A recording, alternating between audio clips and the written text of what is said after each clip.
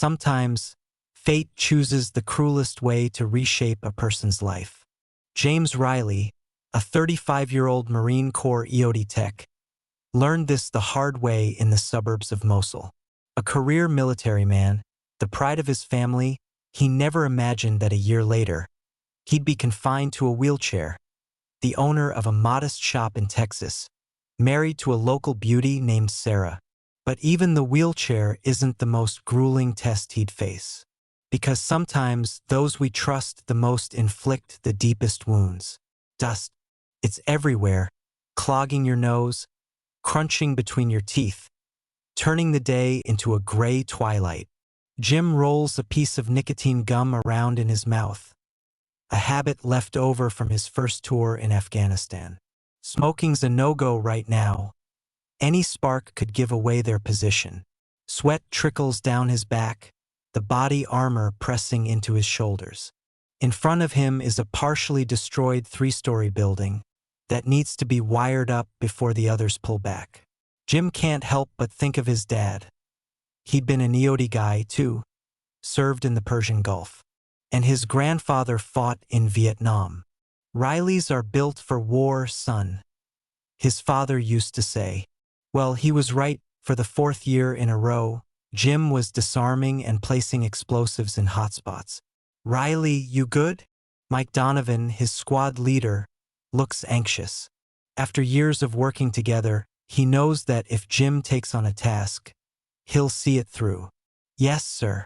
Need 10 minutes. The cover team will hold for 15 tops. Don't let me down, Jim. His hands move confidently in practiced motions. Explosives, detonators, wires, everything's in place. He flashes back to their last stop in Kandahar, where they'd also mined a Taliban withdrawal route. That had gone smooth. But Mosul is a different beast. There could be a sniper around any corner, and any window could be a firing position. The first floor is a breeze. Charges go in the load-bearing supports. This building's gonna collapse like a house of cards later. On the second floor, Jim pauses to check the radio. Through the static, he hears Donovan's voice coordinating the main group's withdrawal. Bravo 1, you copy? Confirm ready. Suddenly, the air explodes with the crackle of gunfire. Bullets slam into the walls, sending plaster raining down. Just gotta keep the wires clear, his mind races. Jim presses himself against the wall, feeling his heart pound like a jackhammer. He knows time is ticking, but can't rush. One wrong move, one wiring error, and the building will blow early. The last charge is set, the detonator activated. Now he needs to get out via the predetermined route. Suddenly, a sharp pain pierces his left shoulder, a sniper. Blood soaks through the sleeve of his fatigues, but there's no time for first aid. The blast of an RPG is deafening.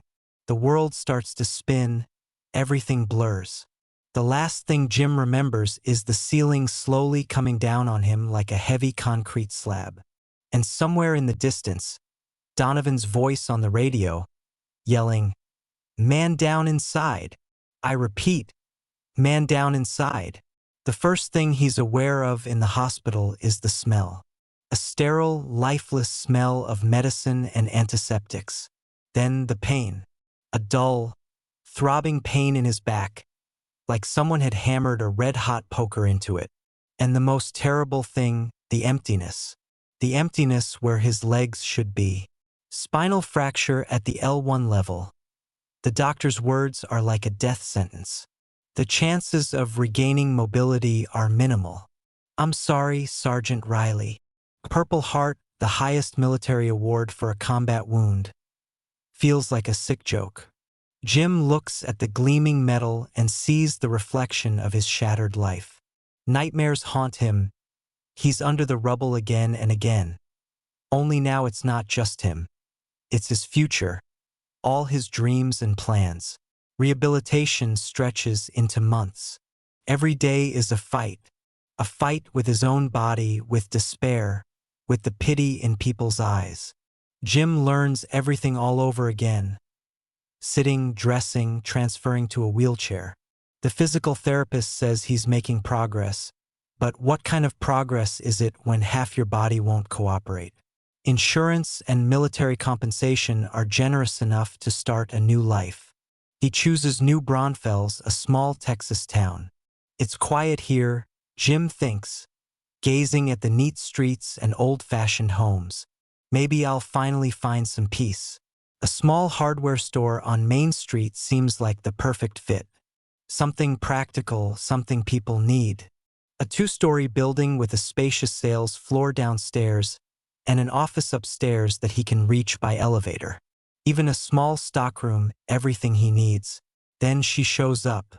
Sarah Keller, a local realtor helping with the paperwork for the store.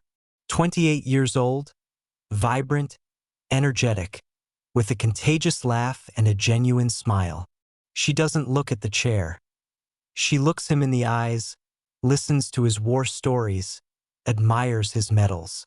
"You know, Jim," she says one evening while they're sitting at a small cafe across from the store, "you're the strongest person I've ever met.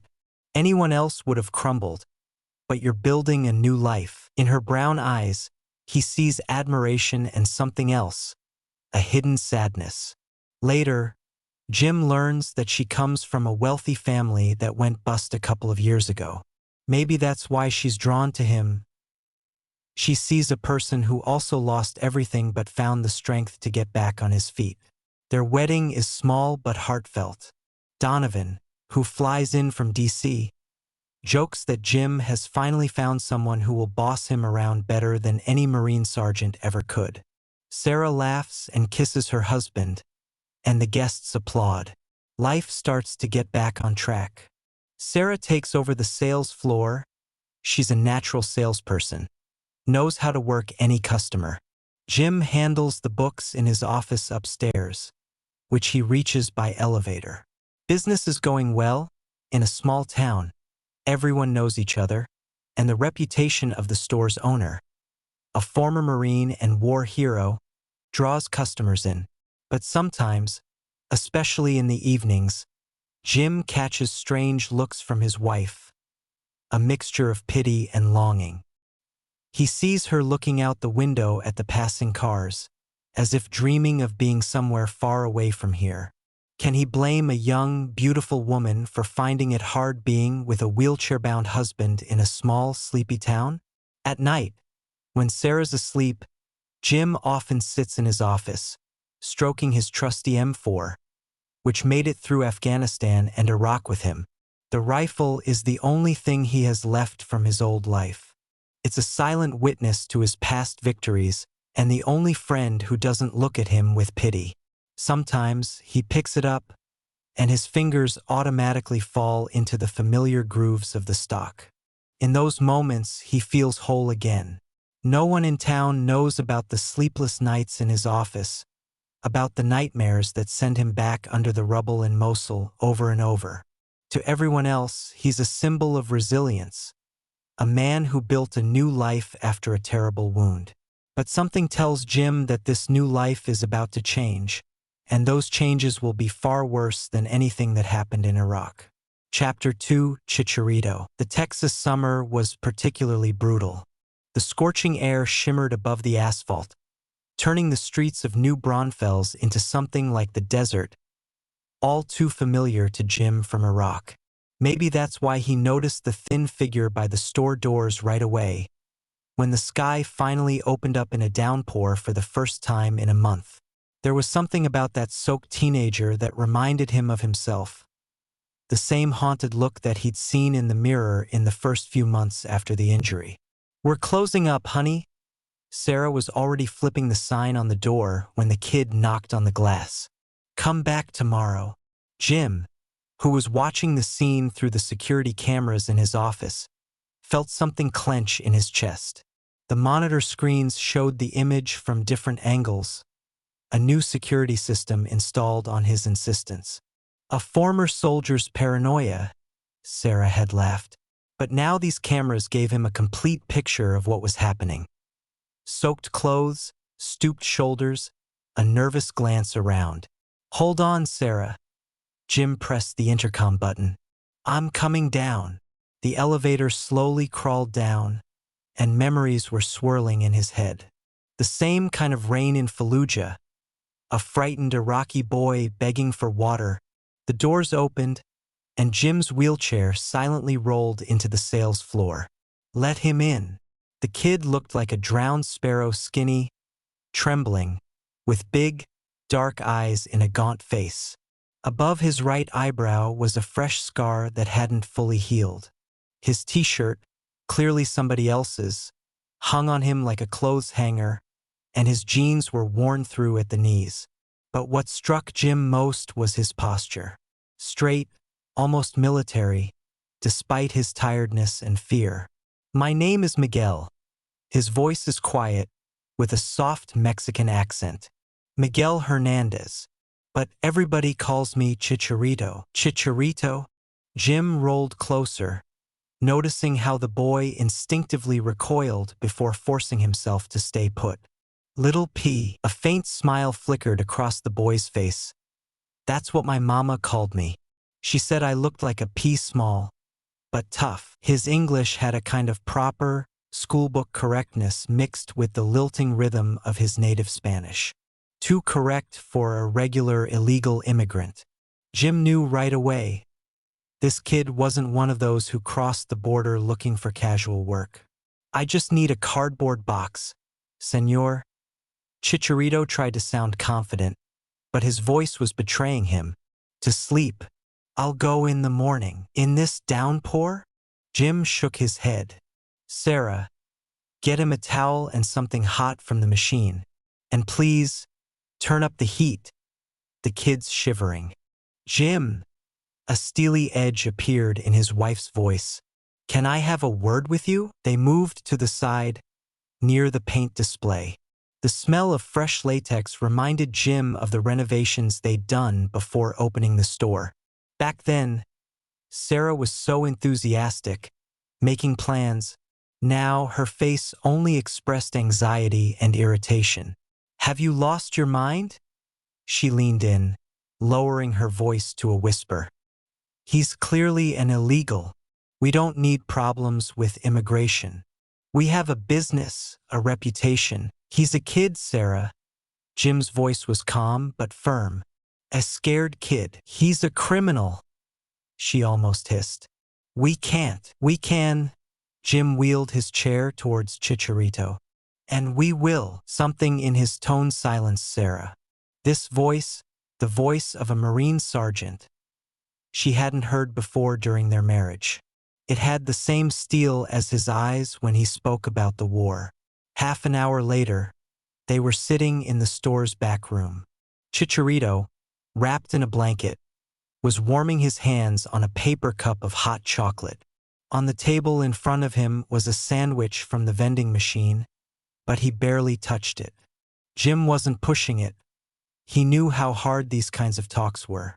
The story spilled out on its own, about his farmer parents from Chihuahua, where they had a small plot of land and a herd of goats, about the drought that had destroyed their crops, about his father's dream of getting his son an education in America, about the coyotes who took all their savings for the border crossing, $6,000, collected from relatives and friends. My papa kept saying that in America, you can achieve anything through honest work. Chicharito's voice wavered. He believed in the American dream, and then the coyotes turned out to be thugs from the Los Desesperados cartel. They hadn't even bothered to hide their faces. They said, the dead won't tell anyone anyway. Chicharito squeezed the cup so hard that hot chocolate spilled onto his hands. He didn't even notice the burn. Papa tried to protect Mama. There were 5 of them. The main one had a scar across his whole face. He was laughing when Jim was silent. He knew that look. He'd seen it on soldiers who'd lost their comrades. Sarah, too, was quiet, wiping the counter with the same rag over and over. In the silence, you could only hear the sound of the rain outside the window and the hum of the soda cooler. I hid in the back of their truck, Chicharito continued after a long pause. They didn't see me. I rode in between boxes for 3 days, then walked. I wanted to get to my uncle in San Antonio, but you don't know his address, Jim finished. The boy nodded. I had a phone number written on a piece of paper, but it got wet when I crossed the river. Sarah, Jim turned to his wife. There's a spare room in the stockroom. We used to keep paperwork there. No, she shook her head. No, Jim, this is insane. We can't. We can. There was that commanding tone again. And we will. I'm not kicking a kid out on the street. In Sarah's eyes, he saw something like admiration mixed with irritation. Arguing with Jim in that mood was pointless. The next few days showed that the decision was the right one. Chicharito turned out to be incredibly hardworking. He showed up at the store before anyone else, swept the floors, stocked the shelves, helped unload the trucks. His natural intelligence and quick memory made him indispensable. He remembered the location of every can of paint, every tool. I was the best at math in school, he admitted to Jim once, while helping with inventory. I especially loved geometry. Mama said I'd be an engineer. Jim noticed how the boy furtively wiped his eyes, and he pretended to study the invoices. But that evening, a tattered math textbook appeared on Chicharito's desk. Gradually, Chicharito became indispensable. He was Jim's eyes and legs in the sales floor, anticipated customers' needs, helped with inventory. His natural charm and politeness drew customers in. Even the grumpiest old-timers smiled when he helped them pick the right tool. In the evenings, they often sat in Jim's office. Jim shared stories about the military, taught him English idioms, explained the intricacies of bookkeeping. Chicharito was a quick learner. He picked up everything fast and asked intelligent questions. "You remind me of myself at your age," Jim said once, watching the boy intently studying the accounting ledgers.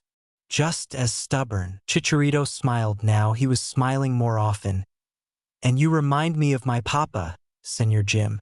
He also always said you had to do everything right, even if nobody's watching." Sarah watched their growing bond with poorly concealed unease. Something about this boy made her wary. Maybe it was his too observant eyes. Maybe it was his habit of freezing whenever he heard police sirens. Or maybe it was how quickly he made friends with customers, how skillfully he handled the cash register, how unerringly he spotted counterfeit bills. "He's too good," she said to her husband once. "It feels like he's hiding something." "We're all hiding something," Jim replied, remembering his own nightmares. "Give him time." And then they started showing up. First one by one, then in groups, grim-faced Mexicans, speaking through their teeth, buying odd combinations of goods. Chicharito stiffened up every time they came in and tried to stay out of their way. Jim noticed how the boy was quietly studying their faces, how he hid behind the shelves when they walked past. "Something's not right here, Senor Jim," he said once, when they were closing the store. "Those people, they're not just regular contractors. I know their type. In Chihuahua, people like them came to our village often." Jim had already realized this himself. His military training told him, those customers aren't who they seem. The kinds of goods they're buying are too specific: chemicals, certain kinds of fertilizers, electronics. They show up too often, and they look around too closely, as if assessing the situation. And he also noticed how Sarah was changing in their presence. How she straightened her back, how she put on a special smile, not the one she had for ordinary customers. How she talked to them in Spanish for long periods of time, thinking that her husband didn't understand. But Jim understood enough to realize that it wasn't just about building materials. Something was happening in his store, something bad. And that something was casting a shadow not just on his business, but on his family. Jim felt like the calm before the storm was coming to an end. And that storm would be worse than any Texas tornado. Chapter 3.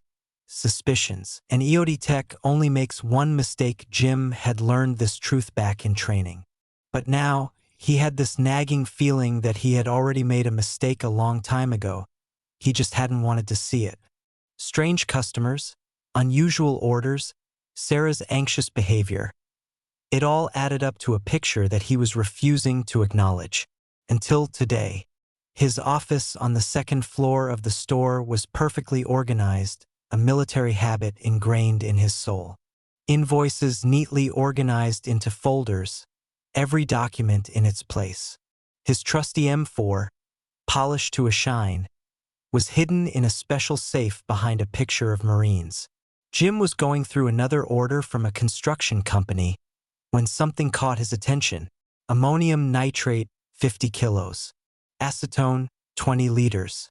High-concentration hydrogen peroxide. Aluminum powder. Each item on its own could be explained by construction needs. But together, the fingers holding the papers turned cold. He remembered those combinations all too well from his time in Iraq. Improvised explosive devices often used similar ingredients. Chicharito, he called on the intercom. A light rustling sound came from the earpiece. The boy always wore a headset to respond to Jim's requests instantly. A minute later, Chicharito was standing in the office, composed, alert. Over the past year, he'd changed significantly. Grown stronger, more mature.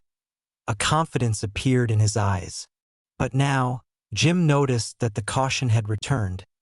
The same one that the boy had shown when he first came to the store on that stormy night. Those people who were making the big orders.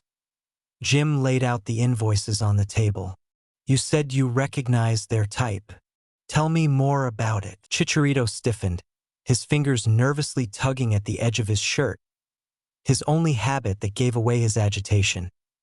In Chihuahua, people like that often showed up in our village.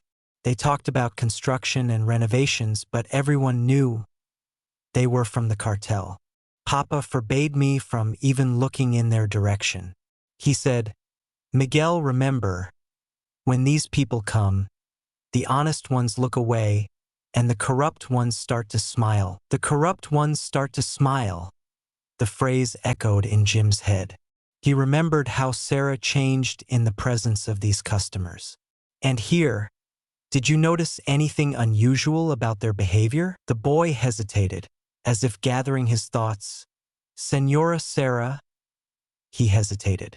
She always gives them the goods at special prices. And sometimes, he trailed off. Finish your sentence, Jim gently pushed him.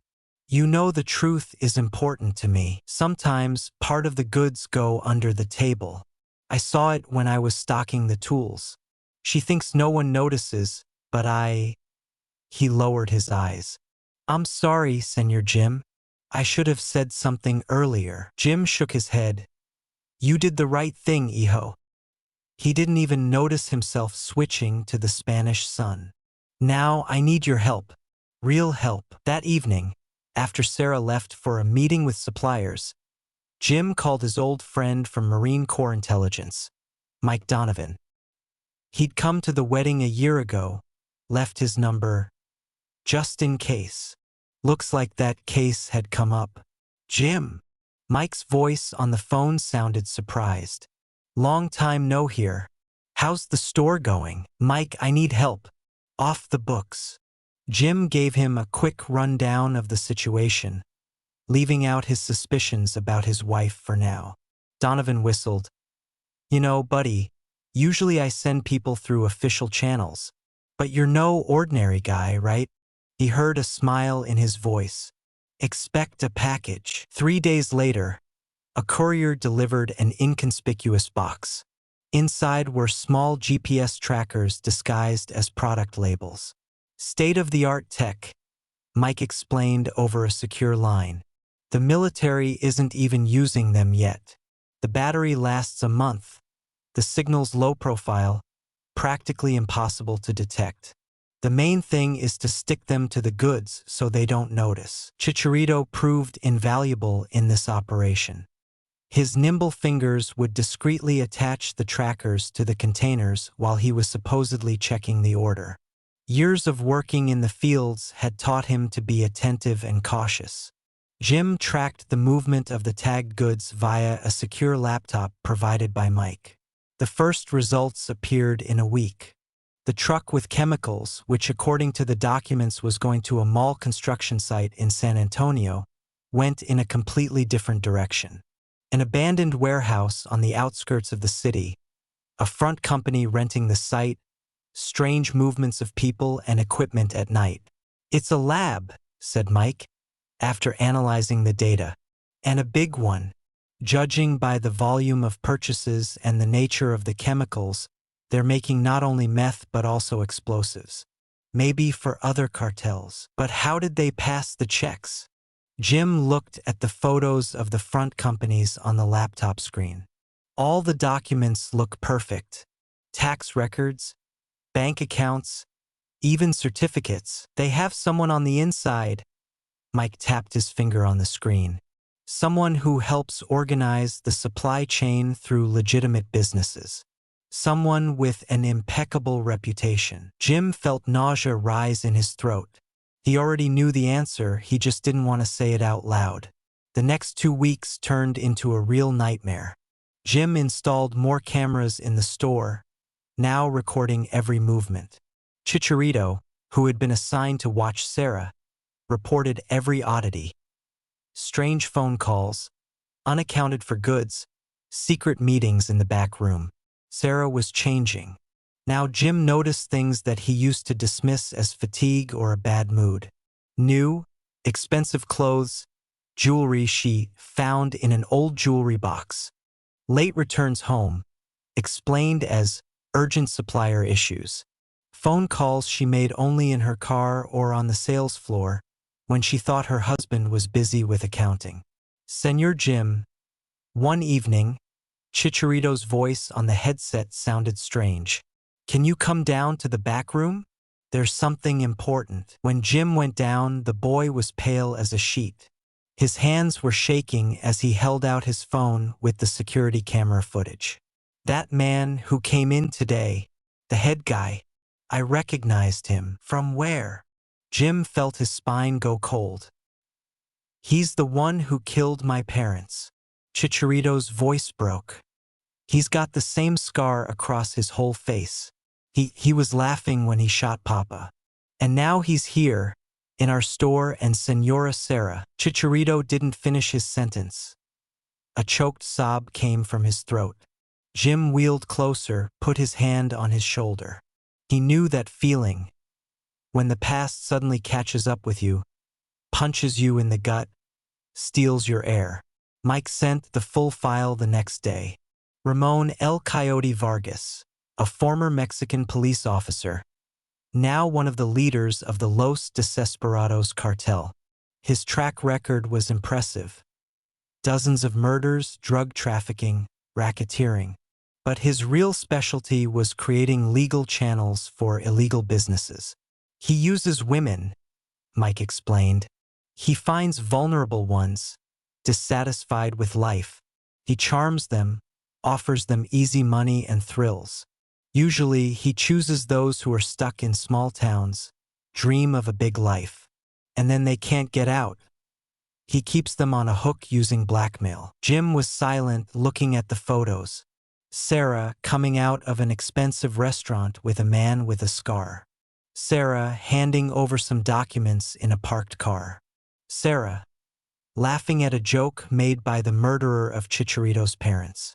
Her face had that same expression that had once charmed Jim. Only now it was for someone else. "There are bank transfers," Mike continued. "Several accounts in front companies. She was signing documents, Jim. She knew what she was getting into." In the evening, he was sitting in his office, stroking the cold steel of his M4. Downstairs, Sarah was finishing up with the paperwork. He could hear her humming something to herself. Chicharito was quietly fiddling with the shelves, pretending to wipe off dust. They were all playing their parts in this show, but the curtain was about to fall. Jim took an old photograph from the safe. Their wedding. Happy faces, hopes for the future. What went wrong? When did his wife turn into an accomplice to murderers? Or had she always been like that, and he, the wounded soldier, had desperately wanted to believe in a new life? The phone vibrated, a text from Mike. Data confirmed. They're planning a major shipment next week. What are you going to do? Jim knew he had to act. Delay meant death, not just to his reputation, but maybe to him, too. Cartels don't like witnesses. He felt like an EOD tech again, only now he had to defuse a bomb that was far more dangerous than any of the ones he dealt with in Iraq. A plan began to form in his head, a clear, cold military plan. He would use what he knew best, what had once made him a war hero, and now, perhaps, would make him a criminal. But there was no choice. Some wars you had to fight even in peacetime. And in this war, he had an ally, a boy who, just like him, had lost everything because of people with scars on their faces and in their souls. Chapter 4. A Plan for Revenge. When you're dealing with explosives, it's important to plan everything in advance. Jim had learned this in the Marine Corps. Any error in calculations can cost you your life. Now, sitting in his office with blueprints and diagrams, he felt that familiar chill run down his spine. Only now, this wasn't a military operation, it was revenge. And the price of failure was much higher than his own life. Senor Jim, Chicharito appeared silently, like a shadow. In the past few days, he had lost even more weight. Dark circles had appeared under his eyes. The new order is ready to ship. They'll be here in an hour. Jim nodded, staring at the laptop screen. The GPS trackers showed the movements of all the previous shipments, a web of red lines on the city map. They all converged at one point, the abandoned warehouse on the outskirts, where the cartel had set up their lab. You remember the plan? Jim spoke quietly, even though he knew Sarah was downstairs busy with customers. Chicharito nodded. I'll switch the labels on the containers when I'm checking the order. They won't notice the difference. The plan was simple and complex at the same time. In the next batch of chemicals, they would put a special surprise, C4 explosives that Jim had been keeping hidden since his time in the service. A small charge, but placed in the right spot, would turn the underground lab into rubble. Mike had provided the tech support, a remote-controlled detonator, protected from interference. Military grade, he'd explained. It'll work even through concrete walls. While Chicharito was preparing the order, Jim was remembering his last conversation with Sarah. She had been particularly affectionate that morning, bringing him coffee in his office, talking about their plans for the future, as if she was trying to make up for a guilt that he wasn't supposed to know about.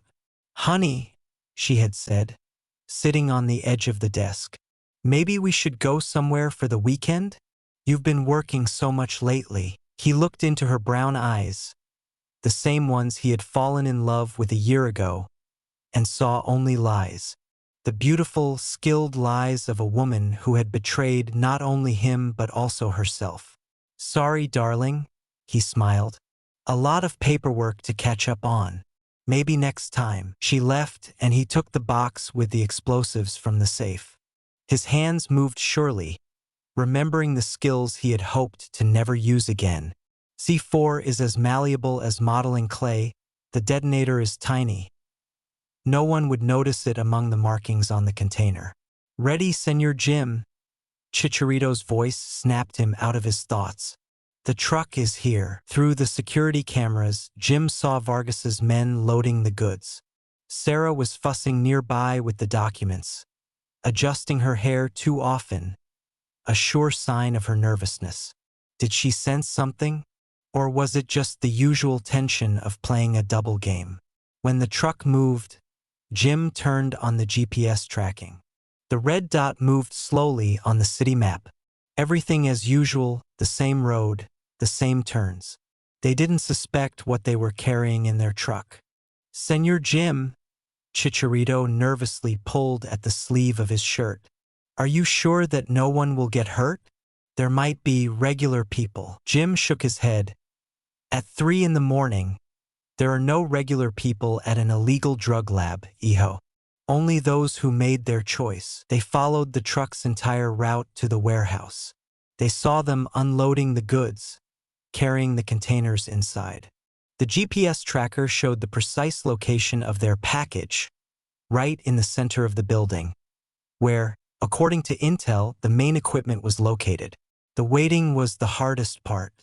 Jim remembered this feeling from Iraq, when everything was ready, the plan in motion, and all that was left to do was wait for the right moment.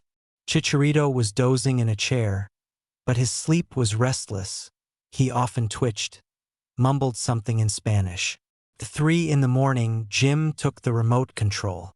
A simple black box with one button, so inconspicuous, yet capable of changing everything. His finger hovered over the button. "For your parents," he whispered, looking at the sleeping Chicharito. "For all the people they killed." The explosion on the security cameras looked like a silent flash. But Jim knew that on the ground it was deafening. The C4 had worked perfectly, turning the lab into ruins. The distant sound of fire engines confirmed the success of the operation. In the morning, the news was full of headlines about an explosion at an abandoned warehouse. The police had found the remains of a laboratory, documents, evidence of the cartel's activities. But the main thing, no casualties. As Jim had calculated, nobody was there at that time. Sarah was paler than usual when she came to work. She hardly spoke, only mechanically went through the motions. And then the phone rang. Jim watched through the cameras as she listened to someone on the phone, how her face was changing. He knew it was Vargas. And he knew the cartel boss wasn't one to just accept defeat. "Senor Jim," Chicharito appeared in the office doorway. "Their cars are driving around the city. They're looking for something." Jim nodded. He expected that. Vargas couldn't know for sure who had set off the explosion, but he probably had his suspicions. And now the real game was starting, a game where the stakes were their lives. He checked his M4 in the safe, took out extra magazines. War had come to his store and he had to be ready. Only now, he didn't have a whole Marine company behind him, but only a scared Mexican teenager and a traitorous wife.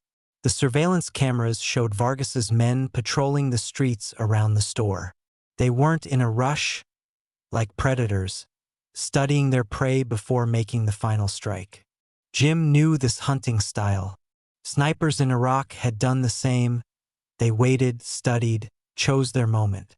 The tension in the air was palpable, thick, heavy, like the Texas heat outside the window. Everyone in the store felt it. The customers tried to finish up their business quickly and leave. Chicharito flinched at every sound, and Sarah seemed to have turned into a shadow of her former self. Jim understood the showdown was near. Vargas wasn't one to wait long. He would strike and strike soon. The only question was whether they were ready to face that attack. Whether he was ready to defend the little he had left, his life, his store, the boy who had become almost like a son to him. And somewhere out there, in the city, a man with a scar across his face was already planning his revenge. And Jim knew it would be terrible, because such people don't forgive those who dare to challenge them. Chapter 5: The Showdown. That morning, the heat hung especially heavy over the city. The scorching air shimmered above the asphalt, turning the street in front of the store into a wavering mirage.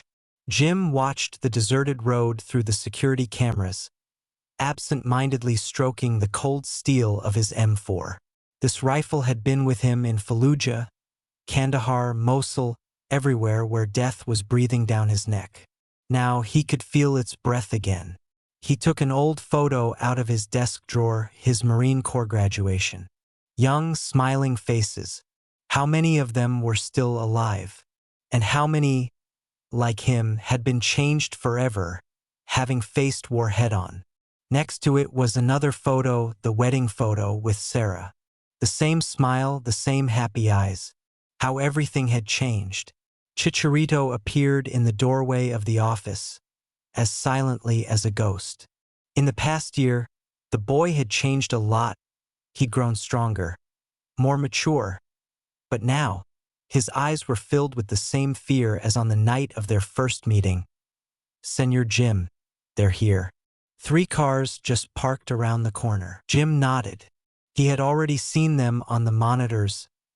Black SUVs with tinted windows. Too clean for this dusty city. Too expensive for regular hardware store customers. The cartel's cars. "Where's Sarah?" His voice was calm, though inside, everything was clenching with a sense of foreboding. In the sales area, stocking a new delivery, Chicharito was nervously tugging at his shirt, a habit that only appeared during moments of intense agitation. "She's acting weird. She keeps looking at her phone.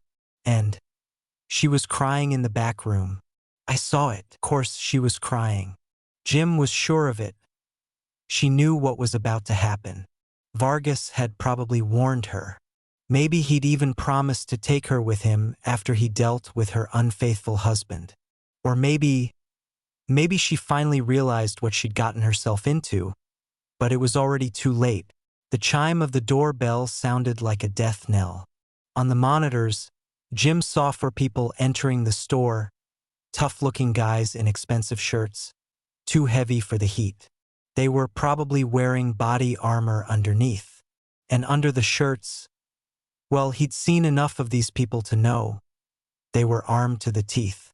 Last to enter was him, Ramon Vargas. The scar across his face, once ugly, now looked almost elegant against the background of his expensive suit. He moved calmly, confidently, like a man used to the fact that the whole world belonged to him. Like a man who could take a life and wouldn't even remember it over dinner. "Senora Riley," his voice, soft and smooth, echoed through the empty store. "What a charming place. Now I understand why you are so attached to it. Although, I must admit, I had imagined something more ambitious for a woman of your talents." Sarah stood at the counter, clutching a folder of invoices. Jim saw her fingers tremble, saw her biting her lip, just like she had during their first encounter, when she was shy about her feelings for him. "Ramon, she stammered, and in that pause, there was more fear than in all her words over the past year. "I don't know what happened at the warehouse, but—" "Oh, honey," Vargas smiled, and that smile sent a chill down Jim's spine. "Of course you do. Just like you know that your husband turned out to be not as helpless as we thought. I'm even impressed. Planning such an explosion from a wheelchair, that takes a special kind of talent." He signaled to his men, and they fanned out across the store like predators surrounding their prey. One headed for the stairs to the 2nd floor, where Jim's office was. "Chicharito," Jim whispered, putting his hand on the boy's shoulder. At that moment, he felt more strongly than ever that this boy had become like a son to him. The son he had dreamed of having with Sarah. "Do you remember what we talked about?" The boy nodded, his eyes glistening with tears. "Yes, Senor Jim. Like the day my parents died. I'm not going to hide anymore." "No, hijo." Jim squeezed his shoulder tighter. "You're going to act like a real man." Chicharito nodded and silently slipped towards the service exit. Jim knew he only had a few minutes before he would be discovered. But that should be enough. "Senor Riley." Vargas's voice now sounded harsher. A note of impatience had crept into it. "I know you're up there. Let's talk like civilized people.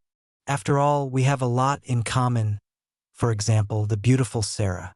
She admired you so much, especially when she told me how you heroically saved your comrades in Mosul." Jim had already taken his position by the office door. The M4 felt familiar in his hands. So many years had passed, but his body remembered every move. He felt like he was back in Iraq, only now the enemy wasn't a faceless terrorist, but a man who had stolen everything from him: love, trust, hope for a normal life. You know what's strange? Vargas continued, pacing between the shelves like he owned the place. I'm actually grateful to you. That explosion, it got rid of some inconvenient partners. Now the entire business will be mine. Of course, I'll have to start from scratch. But, he laughed, I have a wonderful assistant now. The sound of a hammer cocking interrupted his monologue. One of the thugs had already climbed the stairs and was aiming at the office door. Jim could hear his breathing, heavy, ragged, inexperienced. They were usually the first to shoot but rarely hit. Come out, Senor Riley. Vargas's voice had a steely edge. Or I'll have to upset your wife. Although, she's not quite yours anymore, is she? Jim heard Sarah's frightened gasp. Someone had grabbed her. Through the camera, he could see one of the thugs twist her arms behind her back, pressing a gun to her temple. There was no choice. He slowly rolled out of the office, holding the rifle on his lap. And here's our hero. Vargas dramatically spread his arms. A Marine who thought he could play my games. You know, Senor Riley, I did some research on you. Impressive record, 2 tours in Afghanistan, 3 in Iraq. Purple Heart for a wound in Mosul. A true American hero. He spat on the floor. Only, here's the problem, there are no more heroes. There are only those who know how to make money, and those who get in their way. Jim silently stared at the man with the scar. Now, up close, he seemed even scarier, not because of the scar, but because of his eyes. Dead, empty eyes of a man for whom another person's life meant nothing. He had seen such eyes in Iraq, on those who killed children and justified it with higher purposes. Drop the weapon, Vargas nodded at the M4, or your beautiful wife will join the parents of that Mexican pup. By the way, where is he? Has he hidden again like the coward he is? Sarah sobbed. The thug pressed the gun harder to her temple. Her eyes met Jim's.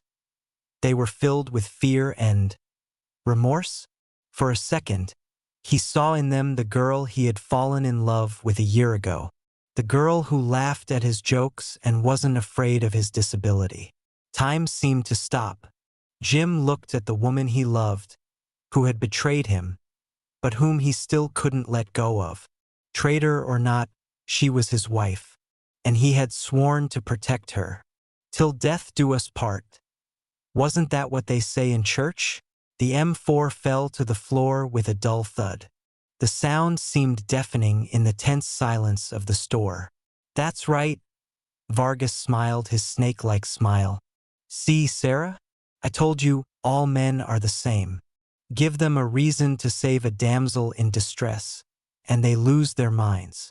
Even if the damsel doesn't deserve it. He took out a pistol, a beautiful, chrome-plated Colt with a mother-of-pearl handle. A weapon not made for war, but for executions.